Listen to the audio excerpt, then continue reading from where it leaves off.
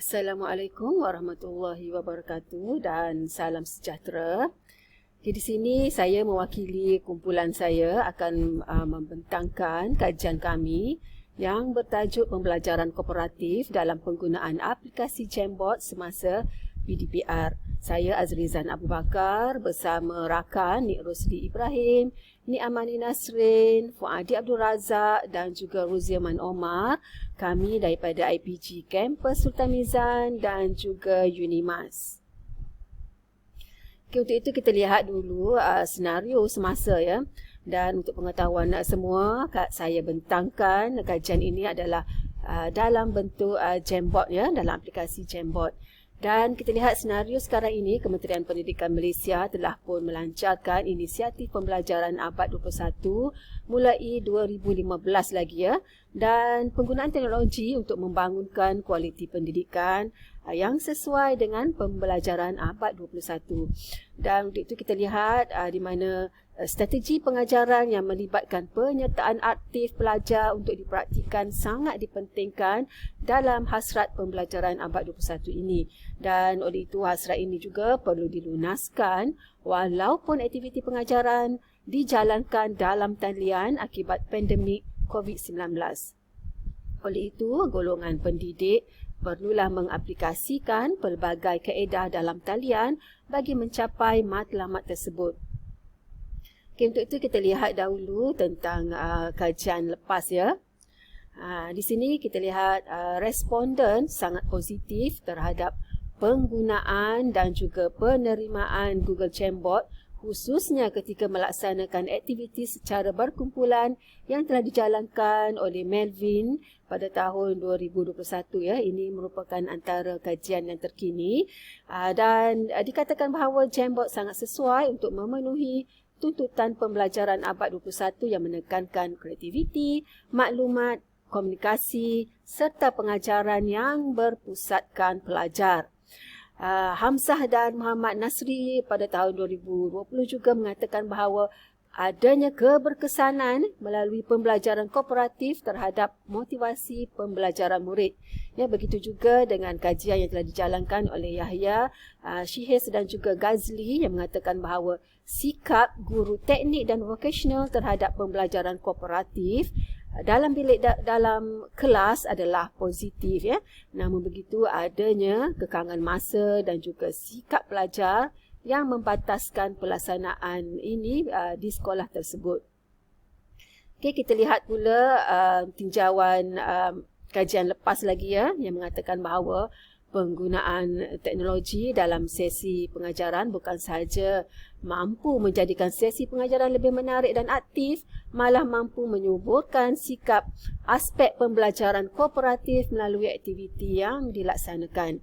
Okay, di sini Yahya dan juga Bahuri ada mengatakan bahawa pembelajaran kooperatif merupakan satu strategi pengajaran di mana para pelajar saling membantu di antara satu sama lain dalam kelompok kumpulan yang kecil ya.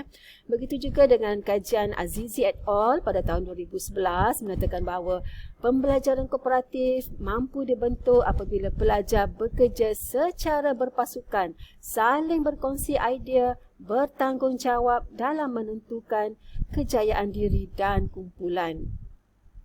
Okay, dan ini merupakan antara objektif kajian kami, iaitu yang pertama, mengenal pasti elemen pembelajaran kooperatif dalam aspek keterampilan interpersonal.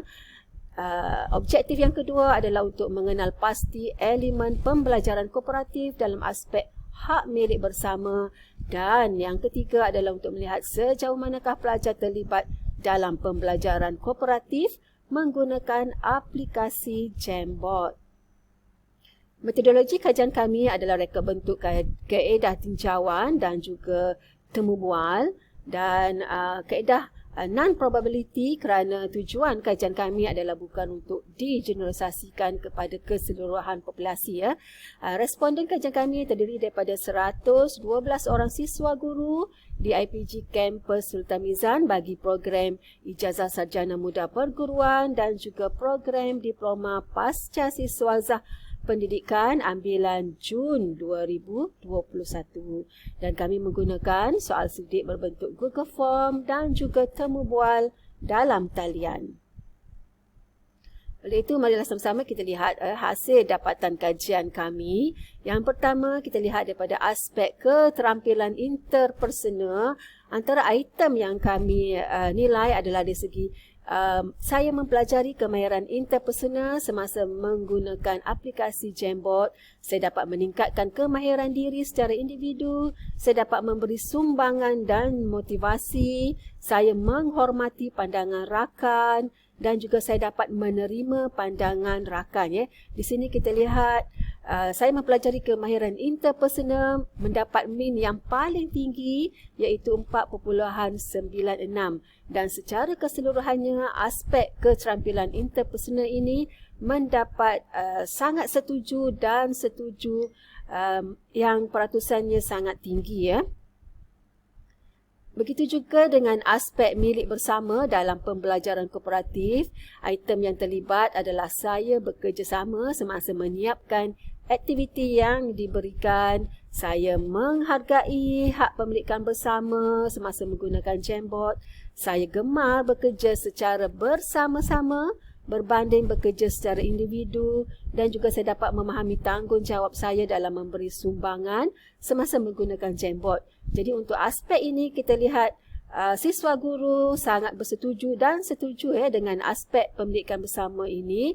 Dengan kita lihat nilai peratusan yang diberikan adalah sangat tinggi. Dan bagi item saya menghargai hak pendidikan bersama mempunyai nilai min yang paling tinggi di sini iaitu 4.63 ya. Dan seterusnya siswa guru juga bersetuju bahawa sesi pengajaran yang menggunakan Jamboard menjadikan sesi PDPR lebih aktif, lebih berfokus, lebih bermakna dan juga menjadikan perkongsian idea lebih aktif dengan nilai min yang tinggi ya, antaranya adalah 4.75 untuk item di sini ya. Dan seterusnya saya paparkan tentang dapatan hasil temu bual bersama beberapa orang siswa guru. Ini antaranya untuk item menghormati pandangan ya di sini. Kita lihat siswa guru mengatakan bahawa Jamboard boleh meningkatkan kolaboratif kerana saya dan rakan-rakan dapat menyuarakan idea masing-masing walaupun berada pada lokasi yang berbeza. Okay, manakala bagi item hak milik bersama, siswa B mengatakan bahawa aplikasi Jamboard mampu kolaboratif kerana saya dan rakan-rakan sekelas berkebolehan untuk berinteraksi bersama-sama bagi menghasilkan satu tugasan secara berkumpulan dan menjadikan hasil kerja itu menjadi lebih menarik dan kreatif ya. Jadi di sini siswa guru sangat bersetuju dengan aspek kooperatif yang dapat diaplikasikan dalam sesi pengajaran menggunakan Jamboard. Begitu juga dengan aspek kebergantungan positif ya, kita lihat siswa guru mengatakan bahawa Jamboard dapat membantu saya melakukan setiap tugasan terutamanya melibatkan secara kumpulan. Mereka juga mengatakan bahawa dapat jimat masa dan kolaboratif itu memang dapat dipupuk bila menggunakan aplikasi Jamboard ini. Begitu juga dengan aspek penyertaan sama rata. Siswa guru C mengatakan bahawa penggunaan Jamboard sangat menarik kerana memberi peluang kepada setiap peserta untuk mengambil bahagian dalam setiap aktiviti yang dilaksanakan. Jadi siswa C mengatakan bahawa Jamboard juga boleh menjadikan medium interaktif yang berkesan antara guru dan juga pelajar.